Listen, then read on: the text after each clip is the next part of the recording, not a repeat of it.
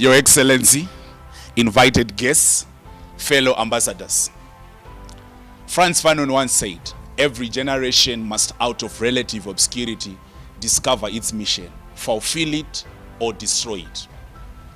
We stand here as a generation with two things, fulfilling a mission or destroying a mission. We have all seen the challenges that the continent is facing, but the continent is calling on us to fulfill the generational mission.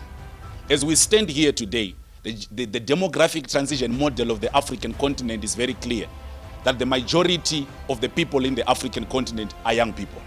The United Nations even made it more candid that by 2035, Africa will have the largest, youngest population than all continents combined. But let's face it, what are the problems that are affecting the young generation? The young generation is crying, jobs now, peace now, opportunities to lead, quality education in our lifetime, end to poverty, and all those things. And politicians are promising, we are going to provide jobs after elections. We are going to do this, and we are going to do that. Very limited time, we see leaders actually delivering on the promises that they've given to the young generation. The young people are still crying, but what is it that we can give to the young people today? Ladies and gentlemen, I'm here to present to you three things. In my capacity as the founder and the CEO of the Youth Leadership Initiative, I've seen that the time for promises has gone.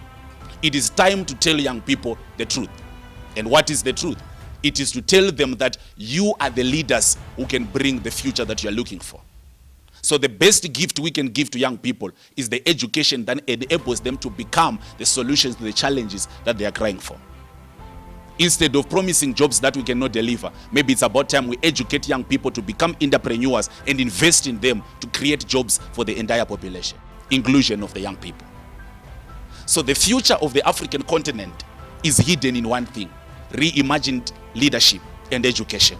The ability for us to educate young people to become the solution to the challenges that they are looking for. And before going any further, may I thank you, Ambassador, for also honoring me amongst other ambassadors here. This is generational. This is an answer to what Fanon was talking about. Because I'm just a 23-year-old.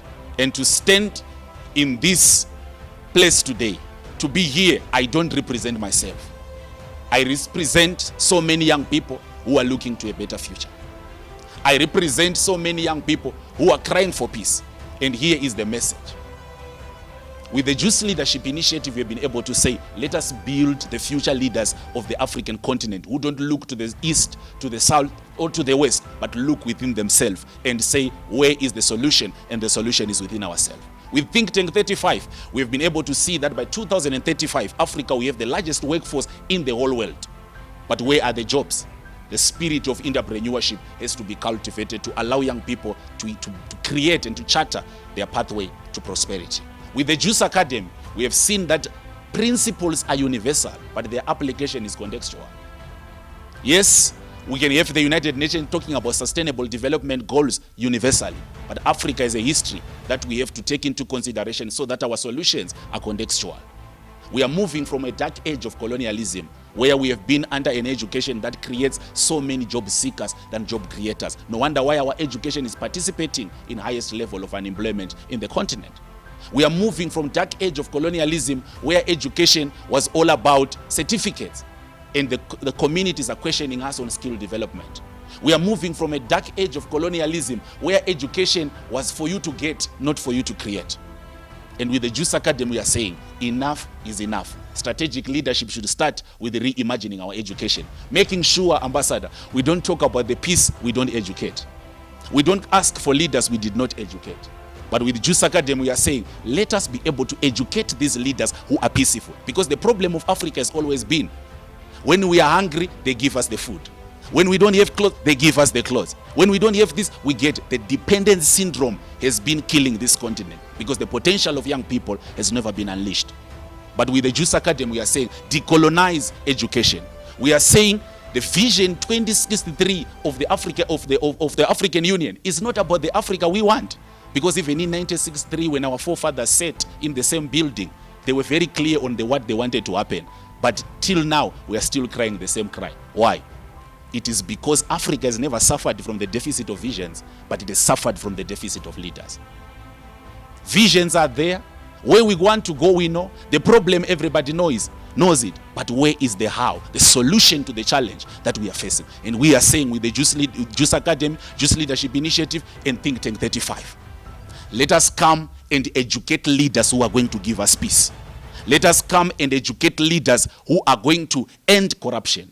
Leaders that are going to transform the continent, because we don't have power to control the future, but we have power to build the leaders who can be able to control the future.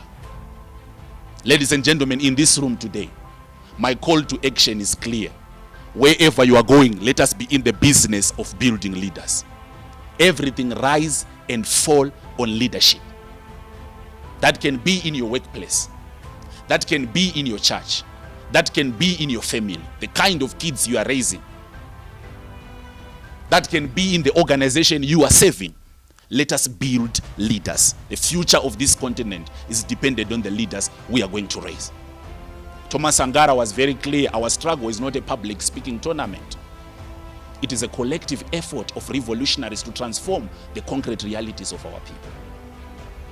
Leadership in our lifetime. May I call you to action? May I call you to action in this IPGC conference we are having, the strategic sessions that we have learned with the professor and other people we have been facilitating. They are not just words to live with. They are words that needs to be implemented in your community and wherever you find yourself in. As I conclude, allow me to thank IPGC, allow me to thank the Greenfield Executive Education for realizing that our biggest problem as a continent has always been reacting to problems, but not solving the problems. Just like between Zimbabwe, where I come from, and South Africa, the only time we hear about xenophobia is when people from Nigeria are killed or people from Zimbabwe are killed.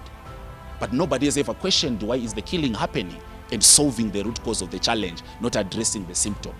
So symptomic solutions have not taken us anywhere. We need to go back to look at the cause of the crisis, and education is one of those ways. We need to educate our people. With this, thank you very much for honoring me with this award. I really appreciate it. Thank you so much.